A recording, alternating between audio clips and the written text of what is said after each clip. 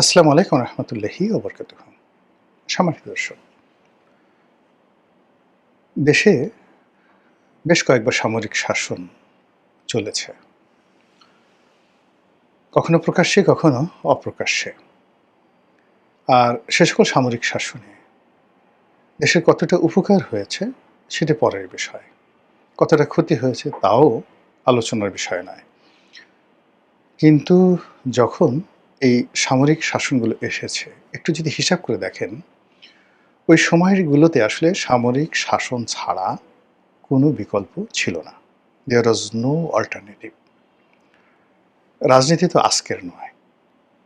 আজকের এই আলোচনায় কখন কোন পরিস্থিতিতে কিভাবে সামরিক শাসন আসে এবং এগুলো প্ল্যান করে না, বেশিরভাগ ক্ষেত্রে যেটি হয়, বেশিরভাগ ক্ষেত্রে যেখানে সফল সামরিক অভ্যুত্থান হয়, সেখানে একটি অভ্যুত্থানের জন্য একটা পরিবেশ পরিস্থিতি তৈরি হয়ে যায়। সেই পরিস্থিতির কারণে সামরিক শাসনটা ওয়েল অ্যাকসেপ্টেড হয় এবং সামরিক শাসনের ৯৯% ক্ষেত্রে ফেইল করে যারা উদ্যোক্তা, আর 1% সফল হয়। যেমন ধরুন, আমাদের উপমহাদেশ আসলে সবগুলো সামরিক শাসনই সফল হয়েছে। পাকিস্তানের জিয়াউল হক সফল হয়েছেন, তারপর পারভেজ মোশাররফ সফল হয়েছেন, বাংলাদেশে জিয়াউর রহমান, তারপর এরশাদ সাহেব, এরপর মঈনুদ্দিন ফখরুদ্দিন সাহেব, তারা সফল হয়েছেন। আর এখন যাই বলেন না কেন, ওয়াকারুজ্জামান কিন্তু সফল, একেবারে শতভাগ সফল। এবং ওয়াকারুজ্জামান সাহেবের যে সফলতা, এটা মানে উনি না হলে এই অভ্যুত্থানটা হতো না। এবং অভ্যুত্থানের পরে সারা বাংলাদেশে যে একটা হযবরল অবস্থা তৈরি হয়েছে এবং টিল নাও তিনি পর্দার আড়ালে থেকে সবকিছু যেভাবে নিয়ন্ত্রণ করছেন, বা সবকিছু যেগুলো ম্যানেজ করছেন, আপনি নিয়ন্ত্রণ না বলে ম্যানেজ বলতে পারেন, বা যাকে বলা হয় লাটাই যেভাবে ধরে রেখেছেন, এটি বিস্ময়কর। ইউনূস জমানাতে অনেক কিছু হতে পারত। সেখানে যেভাবে মব হচ্ছিল, যেভাবে বঙ্গভবন চুরমার করে দেওয়ার জন্য একটা ফোর্স তৈরি হয়ে গিয়েছিল, যেভাবে বিএনপিকে পাশ কাটিয়ে একটি বিশেষ শক্তিকে রাষ্ট্র ক্ষমতায় বসানোর সমস্ত আয়োজন চূড়ান্ত হয়েছিল, ঠিক সেই জায়গাটিতে আমাদের সেনাবাহিনী অত্যন্ত গুরুত্বপূর্ণ একটি ভূমিকা পালন করেছে। তো এই পরিস্থিতিগুলো এখানেই থেমে থাকবে কিনা, বা সামনে আরও এগোবে কিনা, বা সামনে কি হবে, এই বিষয়গুলো নিয়ে আলোচনা করাটা এই মুহূর্তে আসলে খুব মুশকিলের একটা বিষয়। তো কাজেই বাংলাদেশে এই প্রসঙ্গ বাদ দিয়ে আমরা ইন্টারন্যাশনাল পার্সপেক্টিভে কতগুলো বিষয় আলোচনা করি, তাহলে আপনারা বুঝতে পারবেন যে সামরিক শাসনটা আসলে আমাদের জন্য কতটা অপরিহার্য, বা অন্য দেশের জন্য কতটা অপরিহার্য হয়, এবং কখন কোন পরিস্থিতিতে অপরিহার্য হয়। এক নাগারে বলে নেই যে, প্রথমে ধরেন এই মুহূর্তে কারা কারা সফল সামরিক শাসক আছেন।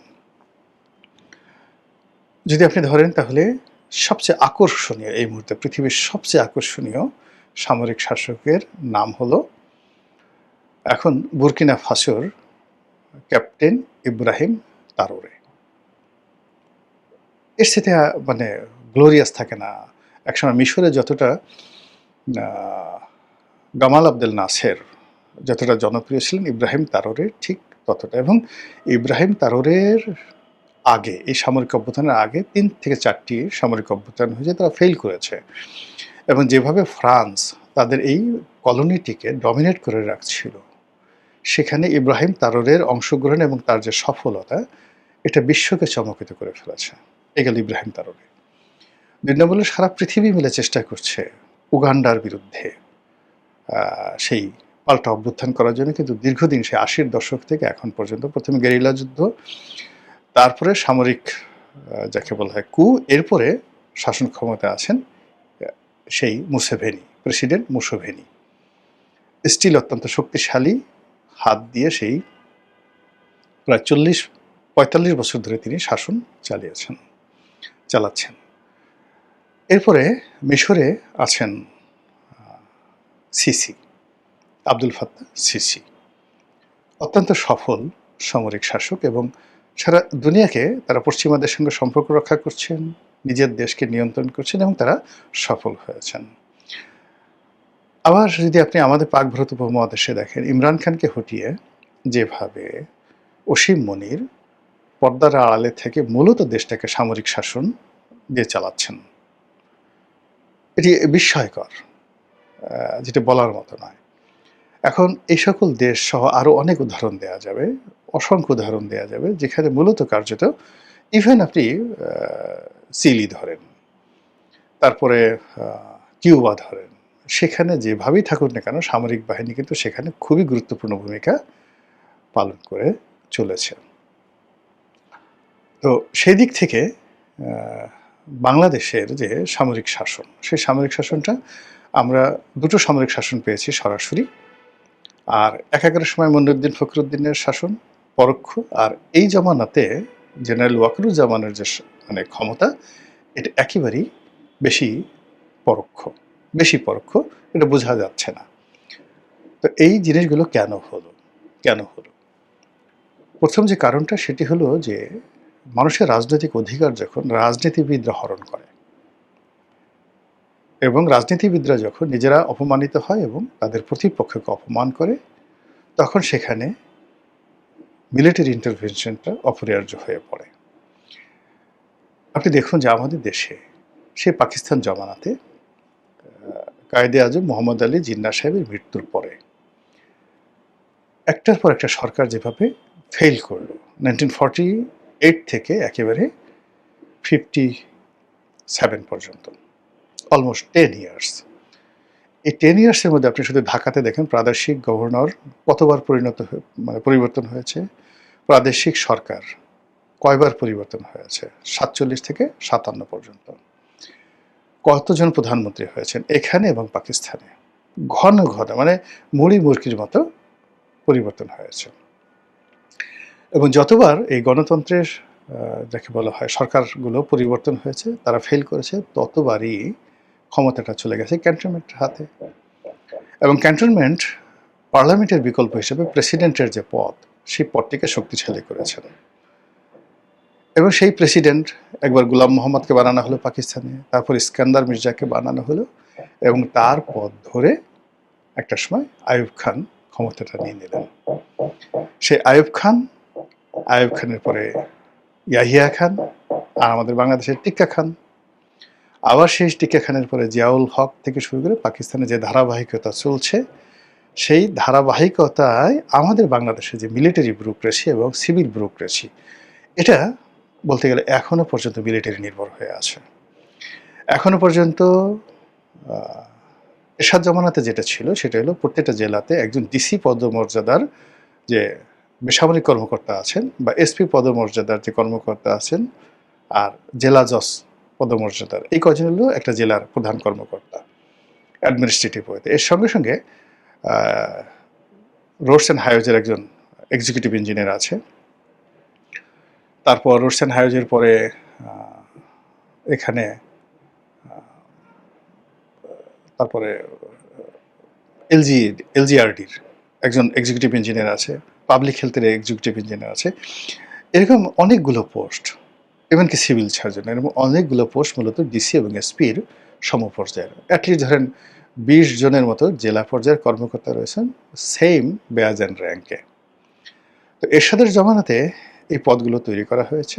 তৈরি করার পরে সেখানে যখন একজন মেজরকে পাঠানো হতো, তখন তিনি চান বা না চান সমস্ত জেলা অ্যাডমিনিস্ট্রেশন সেই মেজরের পায়ের উপর লুটিয়ে পড়ত।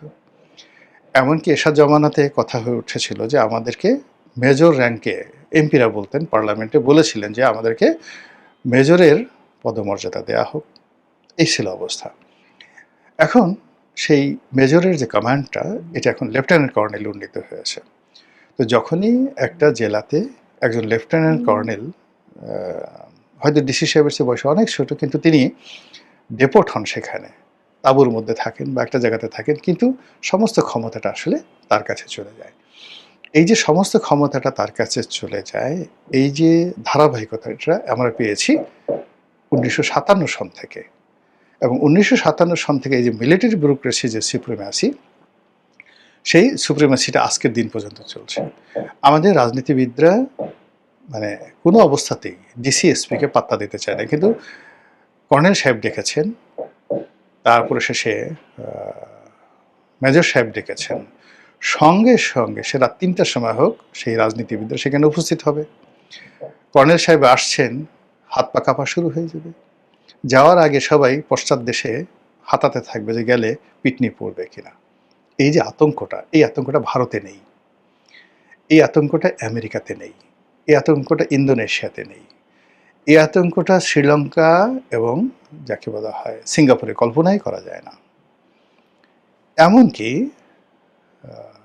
নেপালে এবং ভুটানে, মালদ্বীপে এই জিনিসটা কেউ কল্পনাই করতে পারে না। সেখানে রাজনীতিবিদরা অনেক ক্ষমতাধর, কিন্তু আমাদের এই জায়গাটাতে, অর্থাৎ জাস্ট লাইক মানে আপনার মিশর, জাস্ট লাইক ইরাক, লিবিয়া, এরপরে এখন ইরান, এরপরে পাকিস্তান, বাংলাদেশ, সেম ক্যাটাগরির অবস্থাতে আসছে। এখানে আমরা যারা পলিটিশিয়ান আছি, আমরা একে অপরকে অপদস্থ করার জন্য এবং একে অপরকে ছোট করার জন্য আমাদের সর্বশক্তি নিয়োগ করছি, এবং কোনো অবস্থাতেই এখানে ৩ থেকে ৪টি সেট পলিটিক্যাল ময়দানে কাজ করে। যেমন যে এখন ধরুন আওয়ামী লীগের যে সেটটি ক্ষমতার পুরো ১৭ বছর পোলাও কিংবা মাখন খেয়েছে, এদের একটা গ্রুপ মরে গেছে, একটা গ্রুপ বিদেশে মানে টাকা পয়সা উপার্জন করে তারা আর জীবনে রাজনীতি করবে না এবং করার দরকারও নেই। আর একটা গ্রুপ বসে আছে, তারা আবার দেশে আসবে, সব কিছু করবে। আবার অন্যদিকে যে গ্রুপটি বাংলাদেশে বসে এই বিপদের সময় আওয়ামী লীগের জন্য কাজ করছে, আওয়ামী লীগ যদি কোনোদিন ফিরে আসে এদের কাউকে ডাকা হবে না। ফলে আবার আওয়ামী লীগ আসলে ওই যে নব্য যে মিলিটারি ব্যুরোক্রেসি, নব্য দালাল, নব্য সাংবাদিক, মানে হোয়াট এভার মেবি যা কিছু বলেন, সবাইকে আপনারা দেখতে পাবেন। আবার আপনি বিএনপির দেখেন, বিএনপির যারা গত ১৭ বছর যারা মাঠে ছিলেন, ময়দানে ছিলেন, যাদের রক্ত ঝরেছে, আচ্ছা আপনি দেখেন তো রক্ত ঝরেছে কার কার? গয়েশ্বরবাবু রক্ত ঝরেছে, আচ্ছা। তারপর মোয়াজ্জেম হোসেন আলালের রক্ত ঝরেছে, এরপর অন্যান্য যে সমস্ত আরও মানে অনেক লোকের নাম আমি বলতে পারবো, শামসুজ্জামান দুদু থেকে শুরু করে আসাদুজ্জামান রিপন, সোহেল সাহেব আছেন,